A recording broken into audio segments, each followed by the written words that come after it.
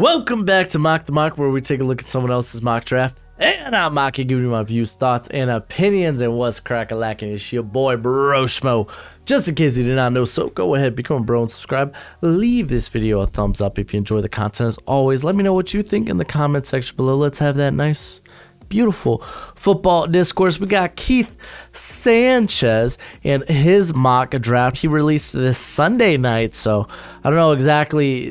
I'm assuming the draft order is not going to be on point, but I mean, hey, the first 18 picks, they're going to be legit. They're going to be fine. So let's go ahead and get into this. Quick shout out to Underdog Fantasy. Thank you for sponsoring the video. If you like weekly fantasy, player prop bets, check out Underdog Fantasy. When you use promo code Broshmo when you sign up, they will match your deposit up to $100. Now, remember, my friends, bet responsibly. Let's get cooking here. We're cooking. Okay. This draft is filled with talented players that, in the right spot, can immediately help teams. I went through and made the player selection that I feel best helped each team.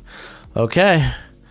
So, a trade. This is interesting. So, you had the Las Vegas Raiders trade up for Bryce Young, which I don't mind that one bit. I wonder if he puts trade compensation in this, because everyone gets so butthurt about trade compensation. He does not.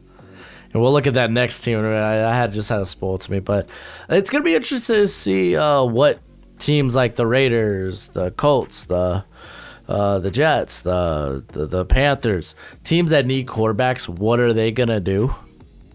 Will they move? Will they be aggressive and try to move up to get their quarterback in this class? It's going to be very interesting. I think the Raiders are probably more likely a team that will probably try to go the veteran route. Then again, man, maybe McDaniels thinks he can find his guy. I think he would like a guy like Levis, actually. I really do. So maybe, like, I don't know, man. With the Texans picking there at 2, and I feel like the Texans are going to go quarterback. I don't know. We'll see. That's an interesting one. But looks like we might have another trade here. So the Houston Texans say, yeah, we don't need a franchise quarterback, which I think is kind of silly, but it kind of is what it is. But we know the Carolina Panthers, they need a quarterback. Apparently, they also opened conversations with Sean Payton, along with like other team, like a couple of other teams, but still, I find that pretty interesting. But Will Levis being the next quarterback off the board here, so you get the Texans drop into, where are the Panthers picking, like 9 or something? So like I buy into the Panthers moving up to get a quarterback. Just with Houston, I think this is interesting. Like, I can't wait to see that Houston pick and see what he exactly makes of it. The Arizona Cardinals are going to take Broderick Jones. So we hate Jalen Carter. We hate Will Anderson. Like, I don't know. That just surprised me. Well, it's good to see the Colts are picking 4. But I figure the Cardinals will have a new draft philosophy. Instead of simply drafting a skilled position player, they decide to get better in the trenches, which Jalen Carter, Will Anderson, but okay. I'm not picking Broderick Jones ahead of those guys. Man. Listen, I like Keith Sanchez. I think he has good evals. He's a good follow on Twitter. This mock draft is scuffed as heck, dude. This is scuffed. Like, I like Broderick Jones, but this is way too high for him, at least for me. Like, even if you consider top 10, 3? Like, calm down. Over Will Anderson? Over Jalen Carter? Fun fact, the Cardinals, they need those? All right, Colts, they get CJ Stroud, right? They get Peter Skoronski. Is this a... I was going to say, is this a no quarterback mock draft? But I forgot the first 2 picks were quarterback. CJ Stroud's on the board. As a franchise, the Colts only know about drafting generational talents at QB. Peyton Manning, Andrew Luck, and while they could select a passer here in the NFL mock, I believe they decide to wait another year and decide to rebuild their roster. I mean, I guess you could bring in a vet if you want to on a 1-year prove it deal. Like, I don't know if guys like maybe Jimmy G would probably be willing to sign a 1-year deal. I don't know. I don't like this. Skronsky comes in. Skronsky has the ability to play tackle or guard. The Colts once spent their 5th overall pick on a guard. Like, what are we trying to do here? Like, Skronsky, listen, some people, like, the NFL, there's going to be NFL teams that are going to be split on him. They're going to look at his length and the lack of high-end athleticism, and they'll be like, he's a guard, but a very good guard. Probably easily the top guard in this class. Or other teams are going to be like, we're willing to give this cat a shot at tackle, man. We think he's got what it takes.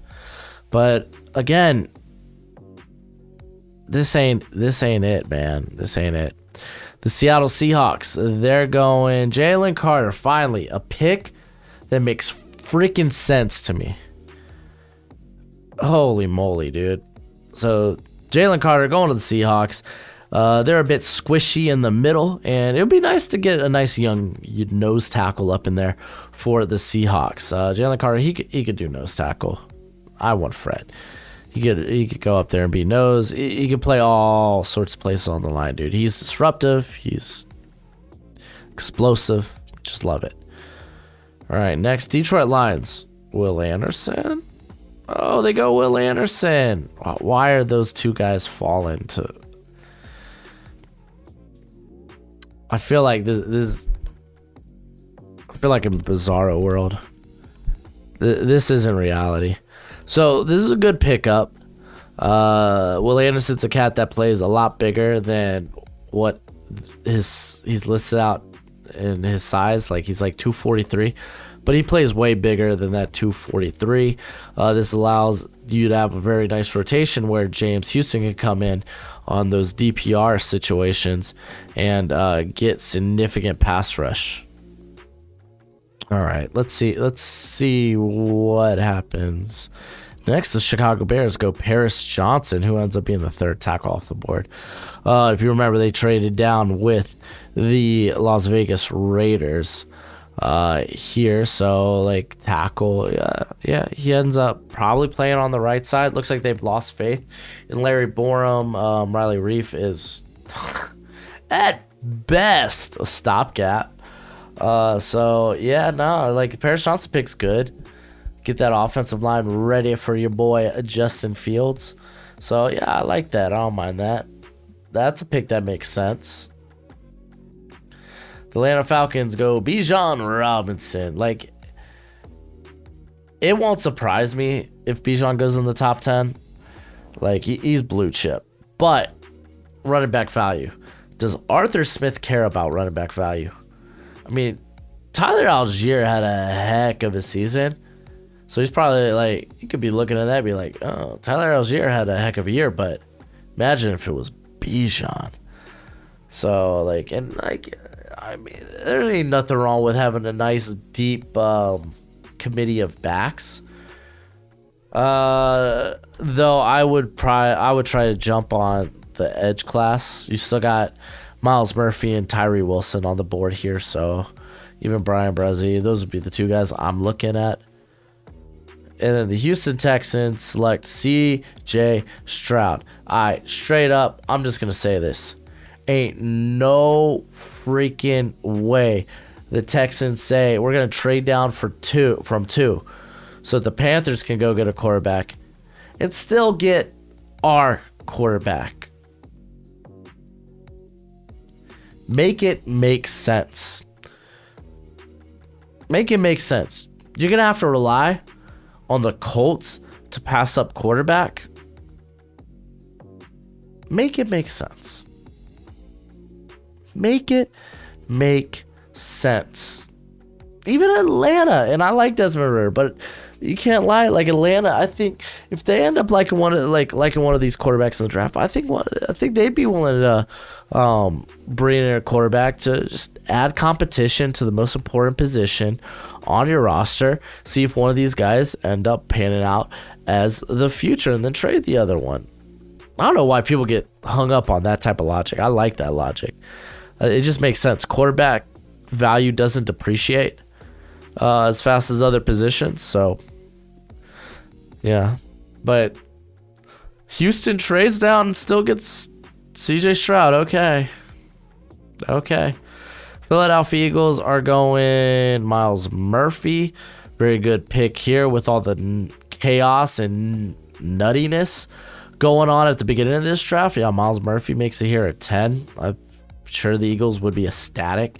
Think this pick could be used to fortify the trenches, the defensive trenches, that is. All right, the Tennessee Titans are going to select Andrew Voorhees. I love Voorhees.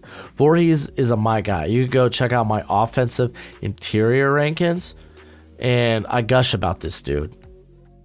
Like, I think he was married in 2019. Wasn't invited to his wedding. Didn't know him, but like, this is way too high for Voorhees. And I would consider Osiris Torrance probably a better prospect. But I mean, okay, if you look at like Voorhees, who's a guy that could probably also make it out at tackle in the NFL, maybe he has more value, which I can understand that. But this is just so freaking early. This is so freaking early. You're just reaching. Instead of taking the value that's on the board.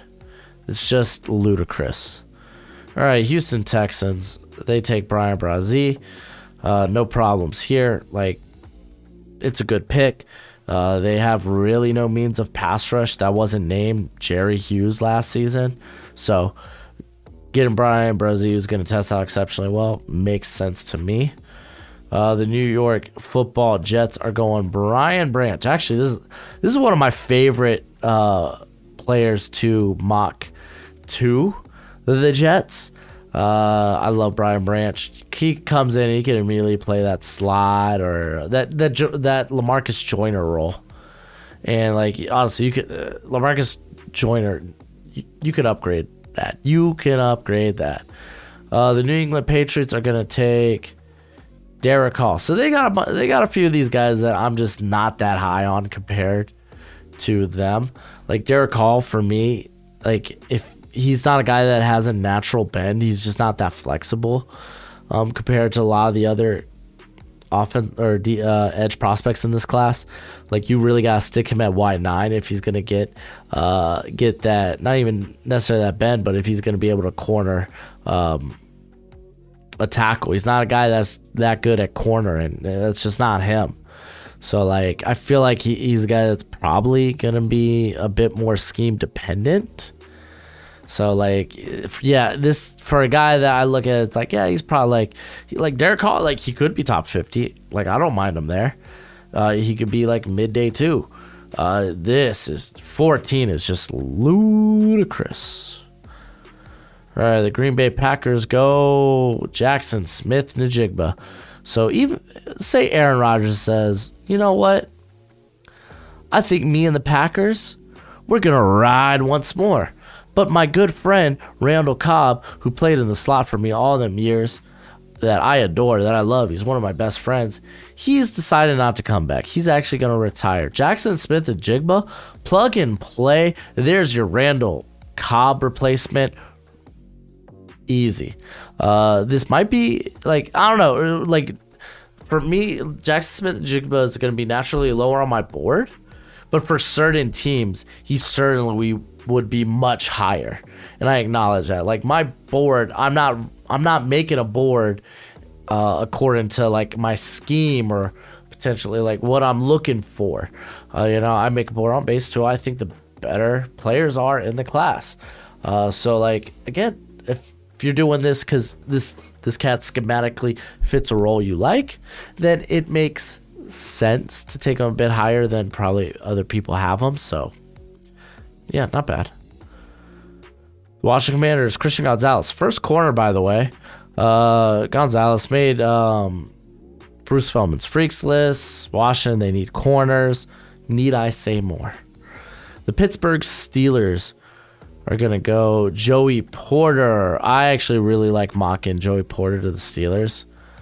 The home state kid gets to stay in Pittsburgh, gets to play for his dad's old NFL team. I like that, and he actually fits the scheme pretty darn well. All right, with the second pick for the Detroit Lions, they go Devon Witherspoon. Oh, now we see a run on corners. Okay. So, Eli comes in. Immediately, this cat's going to be challenging playing next to Jeffrey Okudah. Someone tried to tell me Okudah wasn't that good this season in the comment section, and it's like, oh, he was definitely good. He was better than a lot of the corners in the NFL. So I don't know what you're trying to get at there, but Witherspoon straight up, like, he would be a good fit for Aaron Glenn's defense. If they retain Aaron Glenn, I imagine they will. I mean, Black Friday's done and gone. The Tampa Bay Buckaroos, they go Lucas Van Ness. Straight up, I've been saying this past couple weeks since he decided to make it known that, hey, you know what? I am going to declare for the draft. All that crap about not even thinking about the draft. I'm coming back to Iowa. It was all bullcrap.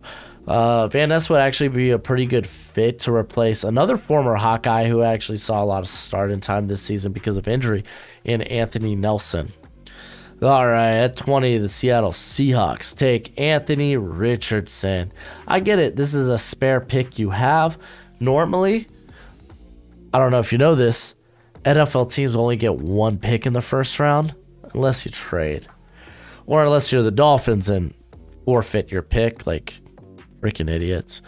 So essentially, this pick you have, you feel like it's a bit of a lotto ticket. You could take a shot on high upside. And Geno Smith, probably not the future. Anthony Richardson, however, can be. And this allows him to develop. So I really like this pick. All right, Miami Dolphins forfeited their pick. We're trash. The Los Angeles Chargers go Michael Mayer. He's kind of the best player on the board. Gerald Everett's really kind of a stopgap option, a really good stopgap option, but just really a stopgap option at this juncture. So I like the pick of Michael Mayer to the Chargers. The Baltimore Ravens are going with Isaiah Foskey. He has a very high floor. He's got ideal length, plays with juice, good size, good run defender. So I get it. Like, Foskey feels safe, but like, there's not one wide receiver. They haven't drafted a wide receiver. Oh no, Jackson Smith-Njigba. He's the only wide receiver to go. This is nuts. Jordan Addison feels like a good fit for a team that seems like they may have wanted speed when they were trying to when they brought back in Deshaun Jackson. So like, Addison feels like a good pick, but then Quentin Johnson just feels like a great pick here too.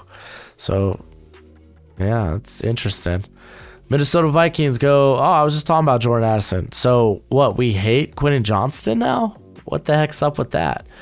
So they get a nice field stretcher, horizontally, vertically, he can do it all. Moves exceptionally well, shows exceptionally good explosiveness and good after the catch ability. Former Biletnikoff winner. If you didn't know, now you know. So Vikings get that. Adam Thielen's on the tooth. I get it. All right, we got the Jacksonville Jaguars going. Oh, I forgot Tyree Wilson was still on the board. Tyree Wilson. So he's probably going to test out well.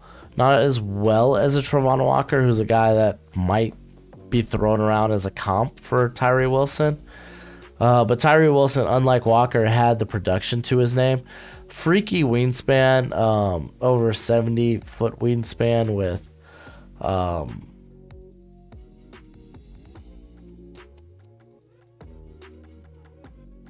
there we go. At 275, he's a really good athlete. Oh, I was like, what am I blanking on?